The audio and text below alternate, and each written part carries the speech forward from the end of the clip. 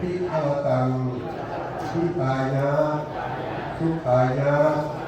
สาธุสาธุข้าแต่พระสงฆ์เจ้าผู้เจริญพวกข้าพเจ้าทั้งหลายภายในมีคณะสงฆ์เป็นประธานภายนอกมีคณะกรรมการอุปถัมภ์วัดลาวการจัดตั้งสมาคมต่างๆพร้อมด้วยออกตนญาติโยมพ่อแม่เฒ่าแก่น้อยบุญยินทรายจากใกล้และไกลออกอุทิศน้อมถวายพระทหารอาหารบิณฑบาตพาเข้าทิพย์พาเข้าแจกผ้าไตรจีวรต้นกระพือปัจจัยพร้อมกันเครื่องที่เป็นบริวารทั้งหลายเหล่านี้แด่พระสงฆ์ขอนิมนต์พระสงฆ์จงห้ามของพวกข้าพเจ้าทั้งหลายเพื่อให้เป็นทานขอส่งถึงดวงวิญญาณท่านผู้มีพระคุณทั้งหลายบาลีมารดาบิดาปู่ย่าตายายผู้อุปสาสามีภรรยาพุทธีพุทธาตลอดสรรพสัตว์ทั้งหลายทุกคนจงได้น้อมเข้ามาอนุโมทนาจงหักละเอาผลบุญกุศลที่ลูกหลานได้อุทิศให้แล้วในวันนี้เหมือนกันตนได้กระทำเอาเองนั่นเถิดถ้าได้รับแล้วถ้าตกทุกข์ขอให้พ้นจากทุกข์ถ้าเป็นสุขแล้วขอให้สุขนี้ยิ่งขึ้นไปตามที่ตนปรารถนาเอาไว้แล้วทุกประการขอผลบุญผลศีลผลทานพวกข้าพเจ้าทั้งหลายได้กระทำบำเพ็ญมาแล้วในวันนี้ขอจงเป็นฆราวาสปัจจัยเป็นอุปาณิสัยตามทรงต่อเนื่องผลทางพระนิพพานถ้าการจำเป็นขอได้ถึงแล้วถ้ายังเวียนว่ายตายเกิดอยู่ในชาติภพใดๆก็ดีขอให้พวกข้าพเจ้าทั้งหลายเป็นผู้สิ้นจากกิเลสเครื่องรองสันดาน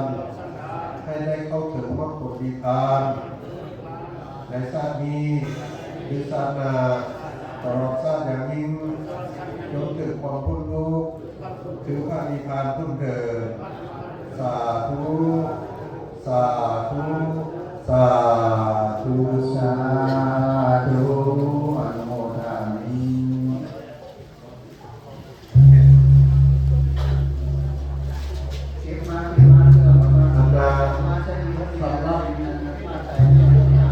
ตรงกระพึกน้อยนะตรงกระพึกน้อยราคาไทยเอาเข้ามาอันนี้นะประมาณเกณฑ์ขึ้นมาอันนี้นะ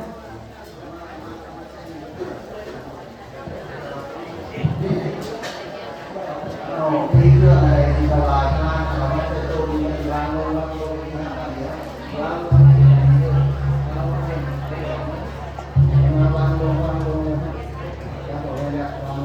างลงเสร็จนี่นะยอมจัดการให้เป็นระเบียบจากต้นนั่นเลย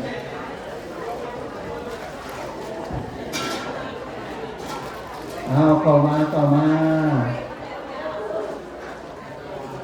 ยกขึ้นใส่ตั้งไว้ด้วยให้มีตัวตั้งลงแล้วพอกันมาโอ้จริงคุณจงจะให้ดีมันจะคอยง่ายนะไม่ดีจ้ะ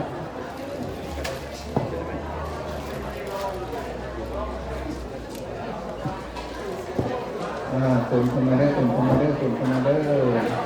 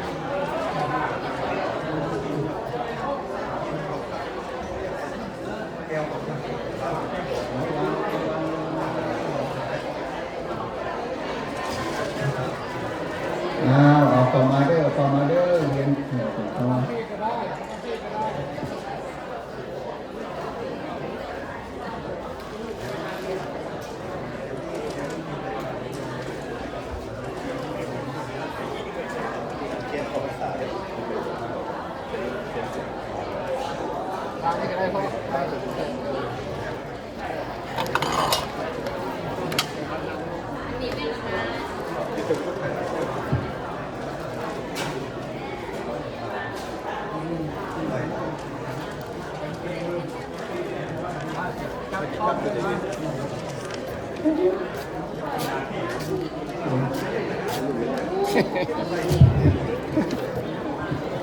วังระวังลงจะรู้พวกที่จะได้นะป้าไม่ได้เราจะได้หมดกับยุ่งหมดกับไม่ได้หมดไปจะยุ่งก็ได้พอเราจะได้ไปขึ้นทางนี้เด้ออนุโมทนาสาธุยามุเด้ออันนี้สองสามสาธุสาธุสาธุสาธุสาธุเอามา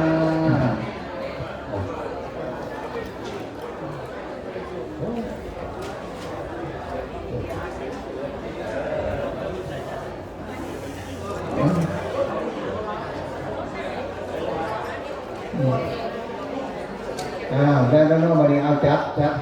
เอ็นบาดเดียวเด้อเอาสาธุสาธุสาธุสาธุจะบอกด้วยเนาะสาธุสาธุต่อไปก็จะได้รักษาความสงบอีกประเด็นนอกจะได้ฟังเทศน์ในประเด็นเนอสาธุนะโมตัสสะภะคะวะโตอะระหะโตสัมมาสัมพุทธัสสะนะโมตัสสะภะคะวะโตอะระหะโตสัมมาสัมพุทธัสสะนะโมตัสสะภะคะวะโตอะระหะโตสัมมาสัมพุทธัสสะเตปิตะกังพุทธวจานังกัมพีลังสุทธสังอนุนิยานิกังสุเทสิตังเทเสตุธรรมมุตตะมังวรังสักกจังอุกาสะอรัตนังกะโรมา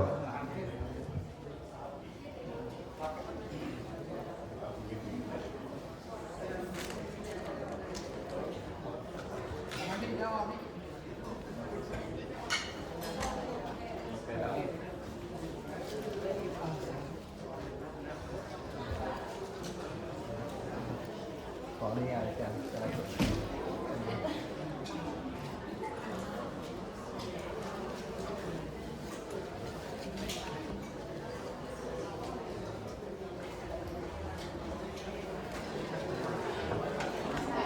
ขึ้นยากขนาดเลยนี่ถ้าทีนี่เด่นนั่งย้อนขาเลย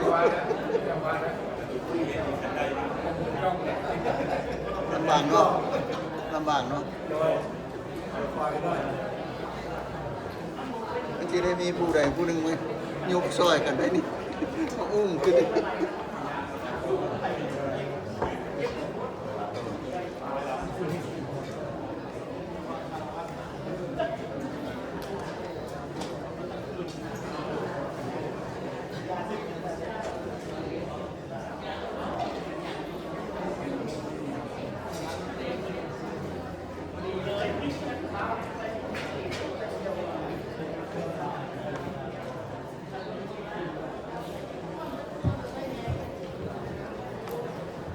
เนาะ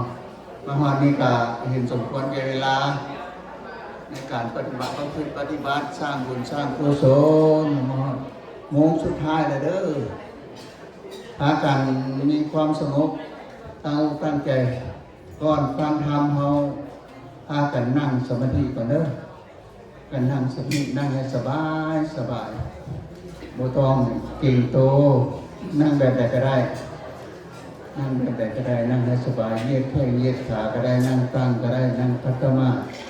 นั่งต่อหม้ออย่างต่างๆก็แล้วแต่เด้อ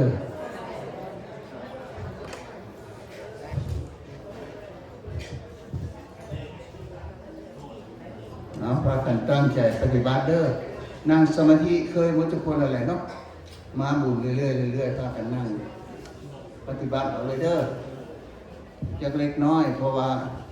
มันจำเป็นได้กันบนนั่งสมาธินี่มันจะสงบเลยมีแต่แซวอยู่ตลอดเวลาได้ฟังธรรมบูชาอย่างพากันตั้งใจปฏิบัติอยู่ในตัวเองเด้ออยู่กับลมหายใจสะก่อน ละทุกสิ่งทุกอย่างที่อยู่บ้านอยู่เมืองอยู่บ่อนมันยุ่งมันยากบ่อนซับมันสนที่แจเฮาไปคนอื่นเฮาก็ดึงมาอยู่กับลมหายใจเด้อหายใจเข้าก็พูดหายใจออกก็โทคืออาจารย์เคยได้สอนมานั่นแหละพร้อมกันตั้งใจเอาระยะหนึ่งได้สั่วสร้างภาพหูงูและปริงก็เป็นงานประเสริฐได้เรื่องกันอันนี้การนั่งสมาธิเนาะมันเป็นสิ่งสำคัญในการดำรงชีวิตของพวกเราในพุทธศาสนาของพวกเรามันมีศีลสมาธิและปัญญาเพราะฉะนั้นเราตั้งใจเอาน้อยหนึ่งเนาะโอ้อยู่ทางนอกเป็นไงเนาะว่ากันในเด้อคือว่าแซวแต่อยู่ทางนอก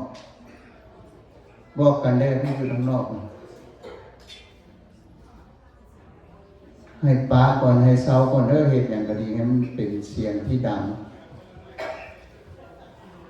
พากันอยู่ในความสงบซะก่อนเอาสาธุ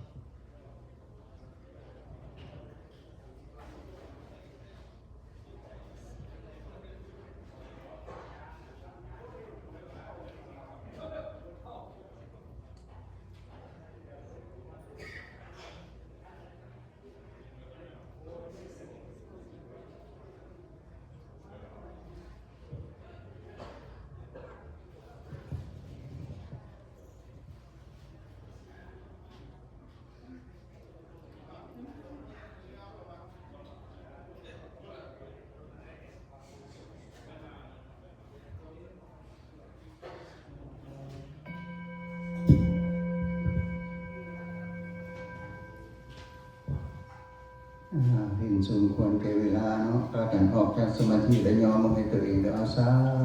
ธุต่อไปก็ฟังธรรมเทศนาจะเล็กน้อยเนาะเอาปัญญาก่อนเอามาบุญแล้วนอกจากเข้าสิให้ทานรักษาศีลไหว้พระภาวนาแล้วก็นั่งสมาธิและยังได้ฟังธรรมเทศนาเพื่อให้ได้ปัญญาถือว่าครบให้ครบถ้วนในการปฏิบัติในการดำรงชีวิตของพวกเราเนาะนะโมตัสสะภะคะวะโตอะระหะโตสัมมาสัมพุทธัสสะนะโมตัสสะภะคะวะโตอะระหะโตสัมมาสัมพุทธัสสะนะโมตัสสะภะคะวะโตอะระหะโตสัมมาสัมพุทธัสสะขอนอบน้อมแด่พระรัตนตรัยคือคุณพระพุทธเจ้าและคุณพระธรรมเจ้าพร้อมทั้งคุณปริยสังฆเจ้าขอถวายความเคารพแก่พระเดชพระคุณอาจารย์ทั้งสองและขอเจริญพรญาติโยมทุกคนที่ได้มาสร้างเหตุสร้างปัจจัยให้ได้บุญพากันมาปฏิบัติบูชาในวันอาสาฬหบูชา เข้าพรรษาสันสาญาติโยมทั้งหลายเนาะมื้อนี้เป็นวันสำคัญนะวันนี้เป็นวันสำคัญเนาะอีกวันหนึ่งในทางพุทธศาสนาของพวกเราคำว่าอาสาฬหบูชานี้เป็นชื่อของเดือนเป็นเดือนพิเศษเป็นเดือนพิเศษอันนี้เป็นเดือนของพวกอินเดียพระเจ้าเนาะเพราะศาสนาเขาเกิดจากอินเดียเด้เป็นเดือนที่สมควรตามระนึกถึงคุณของพระพุทธเจ้าเป็นเดือนที่สมควรแก่การบูชา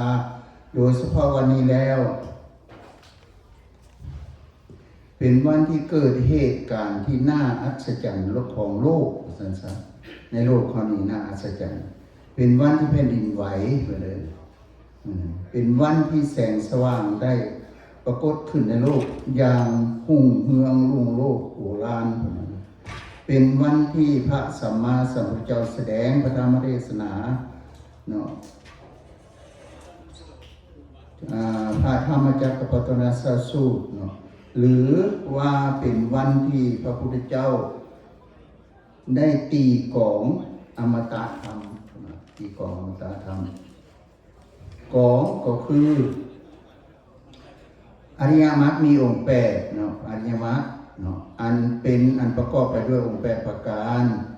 เป็นวันเปิดประตูแห่งพระนิพพานเนาะเป็นวันที่พระรัตนตรัยครบ3ในโลกเป็นวันที่พระพุทธองค์ทรงประกาศพระศาสนาที่เป็นข้อปฏิบัติทางสายกลางเป็นวันที่ประกาศไตรสิกขาคือศีลสมาธิและปัญญาเป็นวันที่เปิดเผยอริยสัจคือเป็นวันสำคัญถือว่าเป็นวันทำอิฐของวันที่ครบองค์ของพระพุทธศาสนาหรือที่เรียกกันว่าเป็นวันครบองค์พระรัตนตรัยซึ่งจะย้อนถอยหลังเกี่ยวกับพระธรรมจักรสักเล็กน้อยเนาะให้ฟังตื่นเนาะพระวินัยในพระวินัยมหาคันธกะเพิ่นหลังจากพระพุทธเจ้าเสวยมุติสุขอยู่49วันหลังจากพระเจ้าเพิ่นตรัสรู้แล้วอยู่ใต้ต้นสีมาโพออกจากหันเพิ่นก็มาเสวยมุติสุขแต่ละบอน7บอนเนาะ7อาทิตย์7บอนหลังจากตรัสรู้คือเพิ่นเสวยมุติสุขเนาะที่เกิดจากการตรัสรู้สุขที่เกิดจากมรรคผลสุขที่เกิดจากการพิจารณาธรรมสัปดาห์ที่7นั้นพระองค์ประทับอยู่ที่ควงไม้ราสญตนะหรือต้นดอกเกศราสญตนะต้นดอกเกศหลังจากนั้นพระองค์ก็กลับมายังต้นอาสะปรานิโคหรือต้นไทรที่พวกเล็กน้อยเลี้ยงแพะเลี้ยงแกะมักไปนั่งกัน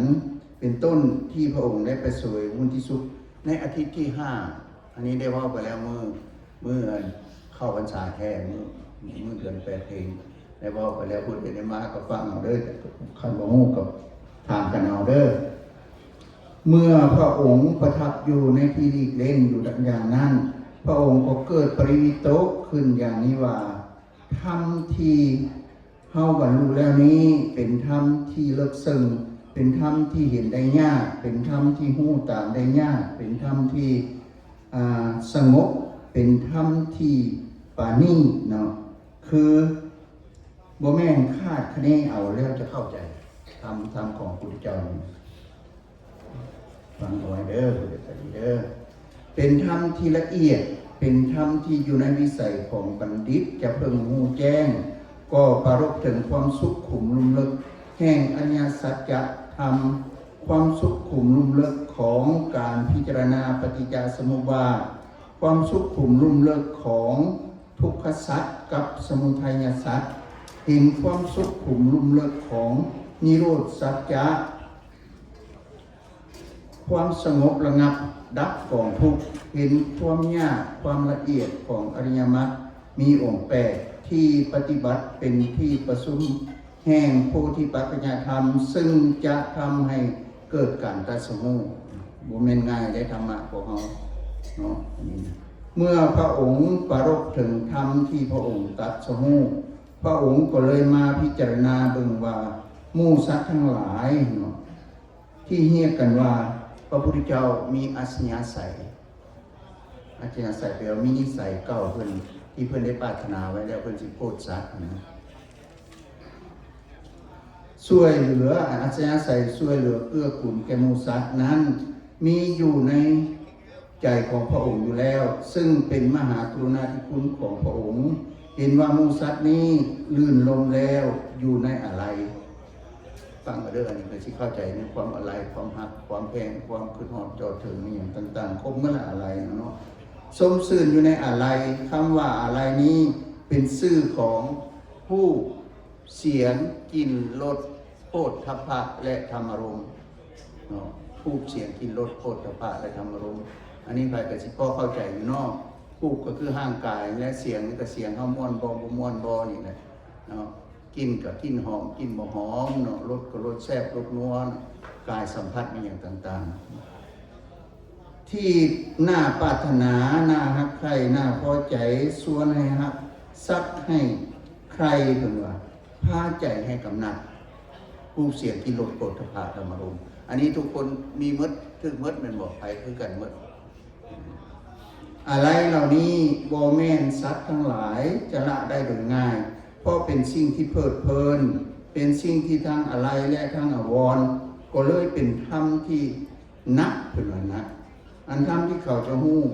ปัจจัยญาการความที่อวิชชาเป็นปัจจัยจะมีสังขารหรือปัจจัยสมุปบาทธรรมที่อาศัยกันเกิดขึ้นสำหรับหมู่สัตว์ผู้เลิงลมในอะไรยินดีในอะไรพวกแต่เฮาก็เป็นนั้นมาแล้วเกิดมาก็เห็นนั้นเลยสันสาแต่มีความสุขก็เป็นอะไรอวรตลอดซื่นชมในอะไรนั้นก็ยากที่เขาจะเห็นทุกขสัตว์สมุทัยสัตว์และยากที่เขาจะเข้าใจในกรรมสกตากรรมสกตากรรมของเขากรรมดีกรรมชั่วโมหูว่าสันสายากที่เขาจะเข้าใจเหตุผลเข้าใจทุกข์เข้าใจเหตุแห่งทุกข์ขณะเดียวกันเขาก็ยังหู้ได้ยากในธรรมที่สงบระงับดับสังขารทั้งปวงคือพระนิพพานซึ่งเป็นที่สลัดคืนแห่งอุปธิทั้งปวงเป็นธรรมที่สิ้นตัณหาเป็นธรรมที่สิ้นกำหนัดเป็นธรรมที่ดับสนิทเป็นธรรมที่หาเครื่องห้อยหัดบ่ได้เนาะมรรคสัจจะกับนิโรธสัจจะก็ถือว่าเป็นธรรมที่แสนยากที่จะเห็นได้เพราะพระนิพพานนั้นเป็นธรรมที่ละเอียดลึกซึ้งผู้ที่จะเห็นได้นั้นต้องปฏิบัติ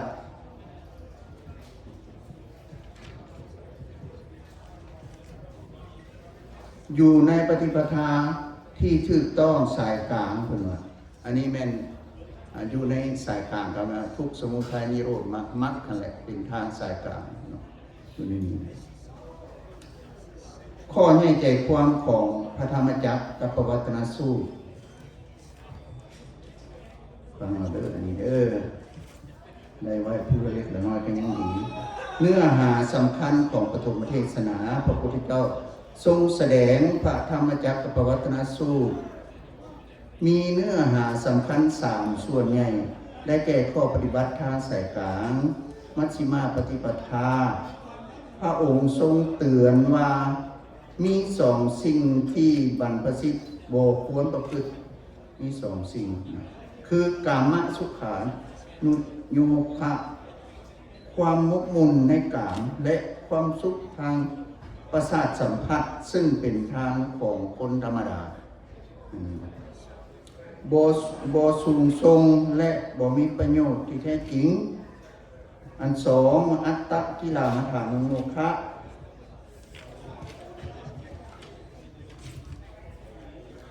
ซึ่งเป็นข้อปฏิบัติให้ตนเองให้ลำบากสุดโต่งนะเพราะว่าในศาสนาเฮานี่มีอยู่ในอินเดียนี่พระพุทธเจ้าบันทึกมาแล้วนอนทนเล็กตะปูว่าสันสาอดข้าวกว่า49วันกินข้าวพระพุทธเจ้ามาเคยเห็นมาแล้วเห็นก่อนแล้วเพิ่นฮู้แล้วว่าอันนั้นมันเป็นสุดโต่งของ ของคนเฮานี่ในปฏิบัติอันนั้นก็ถูกต้องบ่ได้ และก็บ่เป็นทางให้บรรลุธรรมได้ก็บ่แม่นหนทางไปสู่ความหลุดพ้นเช่นกันทางที่ควรปฏิบัติคือมัชฌิมาปฏิปทาคือปฏิบัติปฏิปทาทางสายกลางซึ่งเป็นทางที่จะนำไปสู่ปัญญาและความสงบคืออริยมรรคมีองค์8ได้แก่สมาธิฏฐินะความเห็นชอบความเข้าใจที่ถูกต้องเกี่ยวกับอริยสัจสี่ความจริงอันประเสริฐ4ประการข้อที่1สมาธิฏฐิคือความทุกข์เนาะเหตุให้เกิดทุกข์ความดับแห่งทุกข์และความดำเนินให้ถึงความดับแห่งทุกข์ข้อ2วันนี้สัมมาสังกัปปะความดำริชอบความคิดที่ถูกต้องปราศจากความพยาบาทความริษยาและความเบียดเบียน3สัมมาวาจาวาจาที่ชอบการเว้าที่เว้นจากการเว้าทั่วการเว้าโซเชียลการเว้าคำหยาบและการเว้าบ่มีประโยชน์สำหรับปราปา4สัมมากัมมันตะวันนี้การกระทำชอบเป็นวันด้วยกายเนาะการกระทำที่เว้นจากการฆ่าสัตว์การลักทรัพย์และการประพฤติผิดในกามข้อที่5อันนี้สัมมาอาชีวะการดำรงชีวิตที่ชอบการประกอบอาชีพที่สุจริตที่ชอบบ่ผิดศีลผิดธรรมในปฏิบัติอย่างนี้อยู่ในนั้นมีข้ออธิบายหลายข้อแต่ผมมีเวลาพอ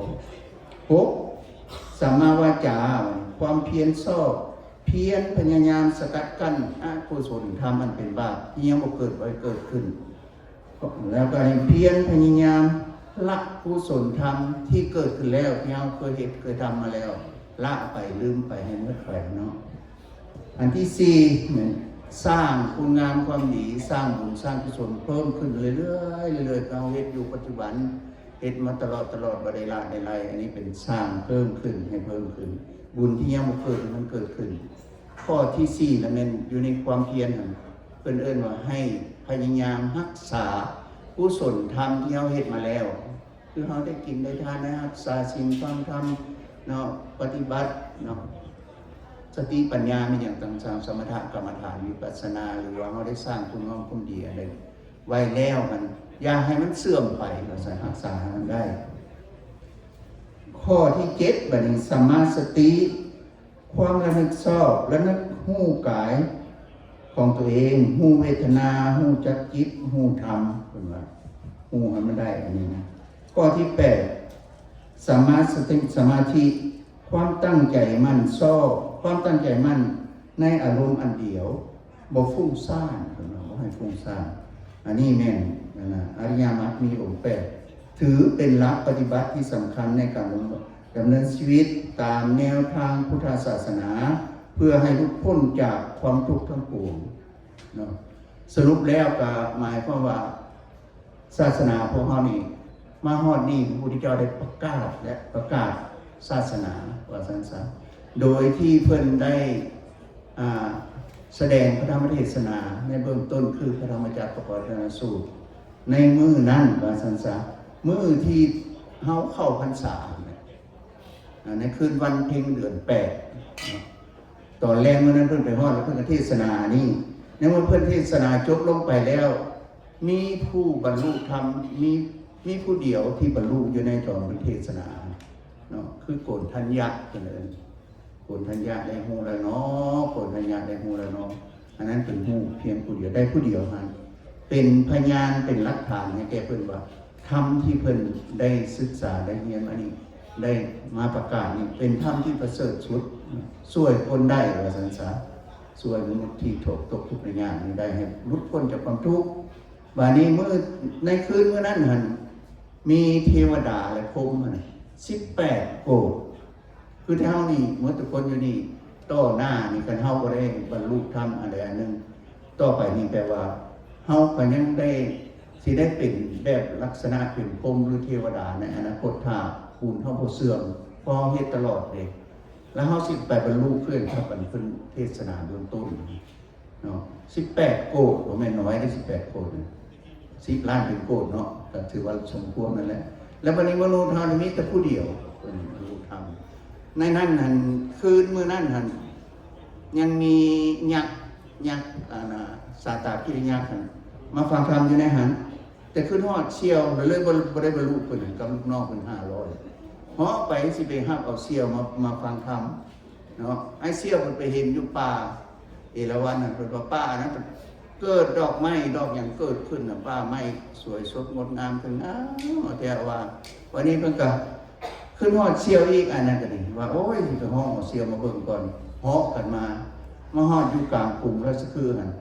มาล้มกันอยู่ในหันว่าโอ้พระพุทธเจ้าได้ตรัสรู้แล้วเด้อจะไปฟังพระพุทธเจ้าแม่นแท้บ่แต่โอ้ยเฮาก็มีดอกไม้มีหยังเพิ่นจะให้ไปเบิ่งล้มกันไปกันมาก็เลยผู้อยู่ตารางนะมันอยู่ในลุ่มนะมีผู้หญิงผู้หนึงถือพามารถือบุญเพิ่นมีนะออกไปแพ้ท้องไปออกไปซ่านมนต์ไปได้ยินเสียงญาติเพิ่นลงกันเกี่ยวกับพระธรรมจารย์นี่ผู้หญิงผู้นั้นก็บรรลุอีกถือว่ามี2คนในคืนมื้อนั้นน่ะของคนแท้ๆได้บรรลุธรรมคืออย่างนั้นแล้วหลังจากตื่นเช้ามาตอนเช้านะพวกโบแมนนะจากนั้นพวกยักษ์2 ตัวกับลูกน้องก็ไปฟังธรรมก็บรรลุได้โสดาบันหมดเลยทั้งหมดบรรลุธรรมหมดเลย แล้ววันนี้ตื่นเช้ามาพาตัวนิยะขอบวชแล้วก็เลยได้พระส่งผู้ที่ทำอิฐของโลกนะได้เกิดขึ้นในศาสนาของเราต่อมามื้อที่2ก็เป็นวัปปะบรรลุมื้อที่3มันเป็นพัทยะเนาะจังพัทยะมหานามาและอัสสชีเรียนมือกันมาว่าซั่นซะอันนั้นใน5 องค์มันสำเร็จแล้ววันนี้มาฟังธรรมสุดท้ายก็เลยได้บรรลุเป็นพระอรหันต์เนาะคือในหันเพิ่นก็เอาอนัตตลักษณะสูตรมาเทศน์ให้ฟังแล้วก็อนิจจลักษณะสูตรและอนัตตลักษณะสูตรใน2อย่างนี้หมายความว่าเป็นสิ่งที่บ่เที่ยงในทุกสิ่งอย่างดีก็บ่เที่ยงชั่วก็บ่เที่ยงเฮ็ดหยังก็บ่เที่ยงนะแล้วก็พร้อมกันนั้นก็บ่มีตัวบ่มีตนบ่แม่นอัตตาของเฮาเนาะบ่แม่นของเฮาบ่แม่นตัวแม่นตนของเฮาทั้งหมดนี่ในชีวิตของเฮานี่พอมีเกิดขึ้นแล้วตั้งอยู่แล้วก็ดับไปบ่มีหยังเหลือไว้แล้วมื้อนี้ได้ลงกับพอเพิ่น น้อยหนึ่งว่าเดี๋ยวนี้พยายามรักษาตัวเองแล้วก็พยายามมาวัดเนาะศึกษาธรรมะเนี่ยเป็นของใครของมันเด้อธรรมะบ่แม่นผู้ใดซอยเฮาได้ผู้ใดเฮ็ดผู้นั้นได้พ่อแม่เฮ็ดกับพ่อแม่ได้ลูกเต้าเฮ็ดกับลูกเต้าได้ผู้ใดเฮ็ดก็แม่นผู้นั้นได้เรื่องธรรมะผัวเมียคือกันคันท่าว่าอยากได้เหมือนกันเมียมาบุญเฮ็ดบุญแล้วกลับมาบ้านผัวเห็นสาธุโมทนานำเด้ออันนั้นได้บุญนำกันเนาะแต่ก็บ่ท้อผู้เฮ็ดตัวจริงเพราะมันจิตเฮาเป็นพื้นฐานในการรับเอาธรรมะของพวกเฮามันสิไปของเฮาตลอดเลยเนาะเงินคำกำแก้วอย่างต่างๆที่เฮาหามาได้มันบ่ได้ไปของเฮาดอกมันบ่ได้ไปของเฮาเปลี่ยนให้เป็นอริยทรัพย์แล้วเป็นของเฮาในตัวในจิตในใจเฮาแล้วเฮาจึงได้ไปนำในทุกสิ่งทุกอย่างเพราะฉะนั้นพากันชื่อเอาไว้อันนี้นะแล้วก็พากันไปปฏิบัติเนาะว่ามาเฮานี่ก็เห็นสมควรแก่เวลาบุญปีนี้ก็ยังพ่อก็ดีอกดีใจเด้อขอโมทนาน้ำญาติโยมทุกคนรู้สึกว่าหลายเป็นพิเศษได้บุญเข้าพรรษาปีนี้เนาะนั่นบอกมอบสมบูรณ์คิดว่าเพราะว่าผ่านมาแต่ยังพอบวชมาว่าท่านเห็นหลายปานนี้ก็เกือบอันนี้ถือว่าสมมาพระควรมีอกดีใจกันเด้อที่ญาติโยมได้สละเวลามาเฮ็ดบุญเฮ็ดกุศลสร้างปัจจัยให้ได้บุญและก็ขอให้ทุกคนมีความสุขความเจริญเนาะมีความสามัคคีฮักแพงกันเนาะดำเนินชีวิตให้ถูกต้องตามคำร้องของธรรมคืออริยมรรคมีองค์8ที่ได้เทศนาให้ฟังมาแล้วเนาะก็ตั้งจิตประจำเอาไว้ปฏิบัติได้ส่วนใดส่วนหนึ่งในการดำรงชีวิตขอทุกคนจงปรารถนาสิ่งใดขอให้เป็นไปเพื่อสอบประกอบด้วยคุณงามความดีแล้วก็ขอให้จงได้รับแต่ความเจริญเนาะสำเร็จผลเมื่อทุกประการด้วยเถิดสาธุ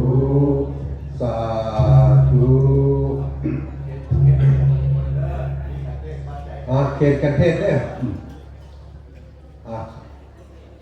ตั้งอกตั้งใจ เราได้สร้างนำกระทำบุญแล้วเนาะได้มาแล้วพยายามเทศกันเทศสาธุสาธุสาธุ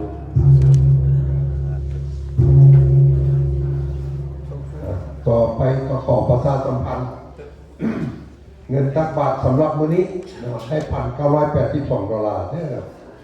ถ้าท่านใดอยากต่อยอดก็อนุโมทนาสาธุโมทนา เปิดลมได้ยังบ่ ยาป้าบริวันสี่ยาองค์ต่อยอดขึ้นมาเนาะได้2,000นี่ตัวนี้นะ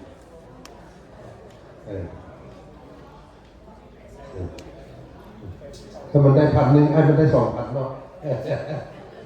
ก่ออนุโมทนาแน่ยาป้าบริวันสี่ยาองค์ท่านมักต่อยอดอีกก่ออนุโมทนานำยาป้าบุญทำนำสู่พากันคารวะได้แบบนี้นะกายเยนะวาจายะวะเจพุทเทกุกัมมังปะกะตังมายายังพุทโธปะติคัมมันตุอัจจายันตังตะเลสังวะเลตุวาพุทเทกายเยนะวาจายะวะเจตัสสาวาธัมเมกุกัมมังปะกะตังมายาธัมโมปะติคันนันตุอัจจายันตังตะเลสังวะเลตุวาธัมเมกายเยนะวาจายะวะเจตัสสาวาสังเคกุกัมมังปะกะตังมายาสังโฆปะติคันนันตุอัจจายันตังตะเลสังวะเลตุวาสังเคก่อนจะให้พรเนาะขออนุญาตอ่านรายชื่อจะสถานโมทนาเพิ่มเติมขอโมทนาครอบครัวของยานางเพ็ญสวรรค์สุธรรม$1,000ทานฝนตาสุรินทร์$100พอออกบุญล้วนสิทธิเดชพร้อมครอบครัว$100บาลีดวงมาลา$22ทานสาวบานุวงศ์$50โคงน้อยน้อยพร้อมครอบครัวคุณบริระบุจำนวนเนาะครอบครัวทองพาณิชย์ครอบครัวทองวิไลจะบริระบุจำนวนเอาไว้เนาะนางน้อยบุญมี$30พร้อมครอบครัว$30แล้วก็ครอบครัวแม่มณีวันศรียวงศ์พระสิทธิเดช$100ท่านแกนพร้อมครอบครัว$100ครอบครัวคำมณีมัทวงศ์ศรี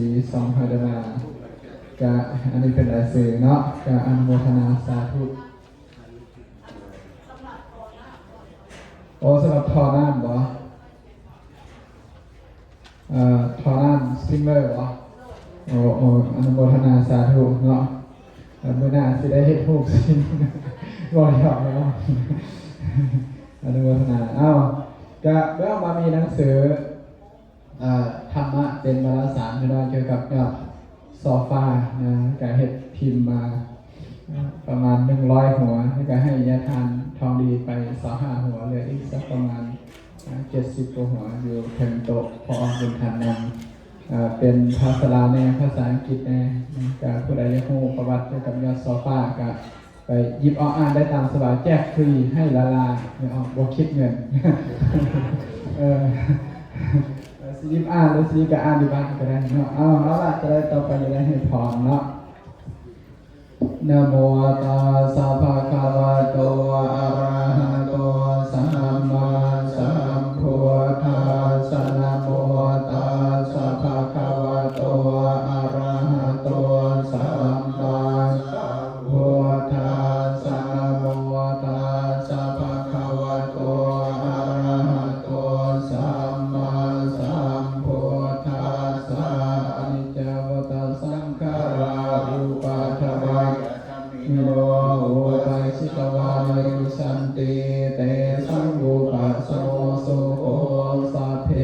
ตาวรติจาวาริสุจามริสเรตาเทวะหังบริสามินาทิเมตาสังสยโยยะถาวริวหาปุราปริปุเรนติสาคารังเอวะเมวะอิโตทินังเปตานังอุปาคปติชิตังปฏิตังตุมหังคิปะเมวะสมิชตุสัพเพปุเรนตุสังกัปปาจันโทปนาระโสยถามณิโชติระโสยถาสัพพิติโยวิวาสันตุสัพพะโรโควินาศตุมาเตภวัตวันตรายโยสุขีทีกายุ ยุโกภาวะพิวาทนาสีริสานิจังวุธาปัจจายิโนจันธรรมาวัฏันติอายุวันโนสุขังภาลังต่อไปยากน้ำนะอัทสิเมหะคาสิเมยติเมตตาสักขะจาเมเปตานังทักขีนังเทกตามานุสารนังหิรุนังวาสโกวัญญาวัญญาปาริเทวานานัตตังเปตานามัทธายาเอวังติทันติยตาโย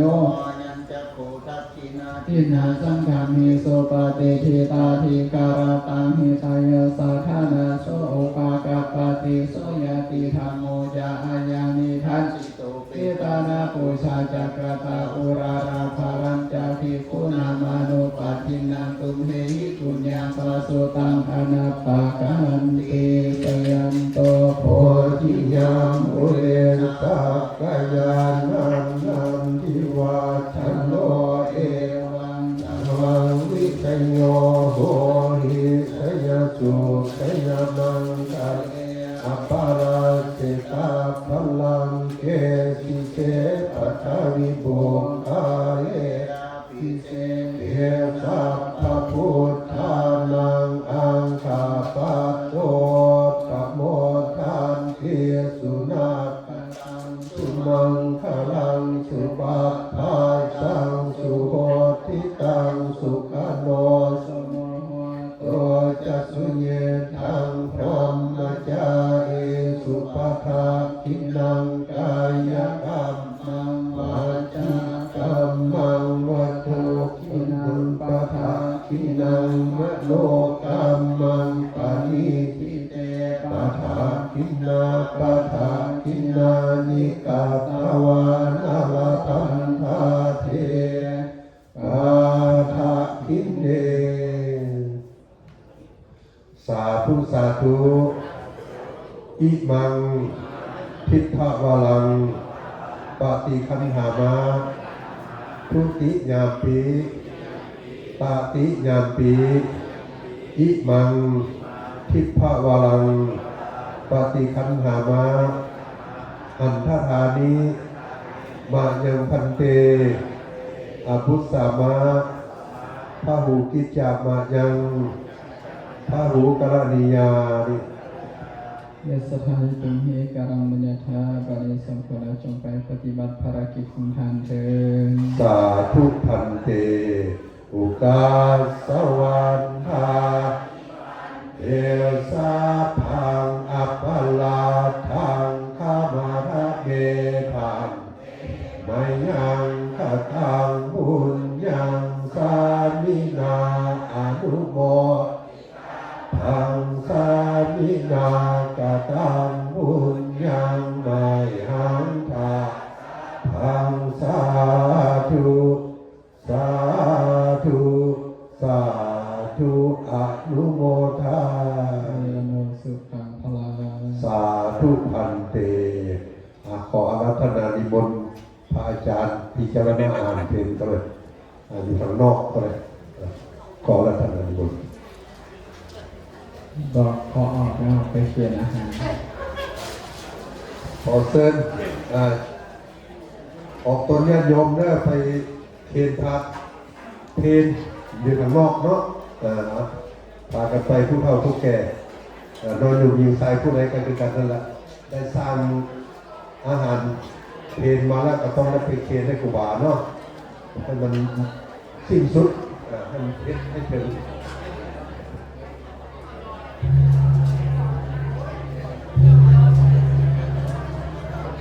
อยากภาษาสัมพันธ์มันเรื่องนอกก็เรื่อง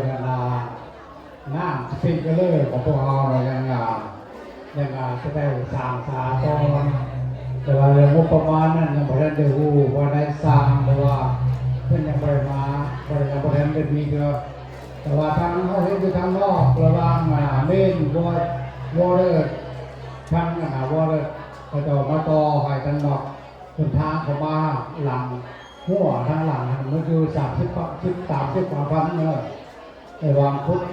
ต่อนำเขามาทางหลังวัดนั่นคือยังไม่ได้ต่อเข้าในวัดนั่นคืออะไรซะ